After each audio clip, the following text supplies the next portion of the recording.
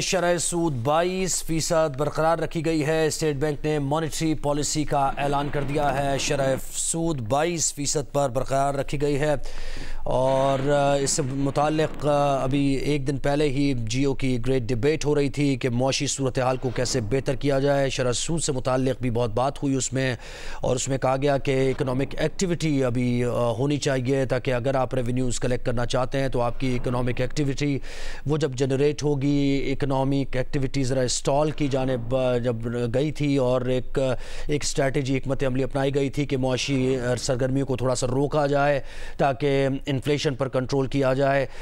تو inflation control ہو تو رہا ہے، لیکن اس کے ساتھ ساتھ اب وہ صورتحال آ گئی کہ جہاں اکنامک ایکٹیویٹی کو بڑھانا پڑے گا، اور اس کے لیے شرح سود جو ہے وہ ایک ایسا پہلو ہے جس کو دیکھنا بہت ضروری ہے۔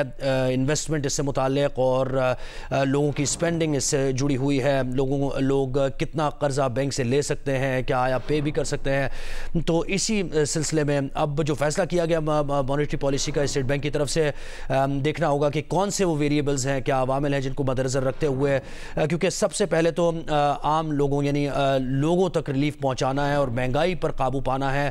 اور اسی وجہ سے جب بھی شرح سود کو برقرار رکھا جاتا ہے یا بڑھایا بھی جا رہا تھا تو اس کی یہی توجہ پیش کی جا رہی تھی کہ انفلیشن کو کنٹرول کرنا ہے۔ انفلیشن بہت بلند ترین سطح پر پہنچ گیا ہے۔ اشیاء خورونوش کی قیمتیں بھی لوگوں کی جو قوت خرید ہے اس سے باہر ہو گئی ہیں، تو ان کو تھوڑا ریلیف دینا ہے، جس کی وجہ سے یہ جو ایک تیز ہو گئی تھی ایکٹیویٹی، یعنی گروتھ آپ کی بہت زیادہ بڑھ گئی تھی 6% پر 2-3 سال پہلے گروتھ تھی، جس کی وجہ سے کافی مسائل بھی پاکستان کو ہوئے۔ اور جب یہ نگراں حکومت آئی تو انہوں نے اس گروتھ کو کنٹرول کرنے کے لیے شرح سود کو بڑھایا اور اکنامک ایکٹیویٹی کو تھوڑا سا روکنے کی کوشش کی۔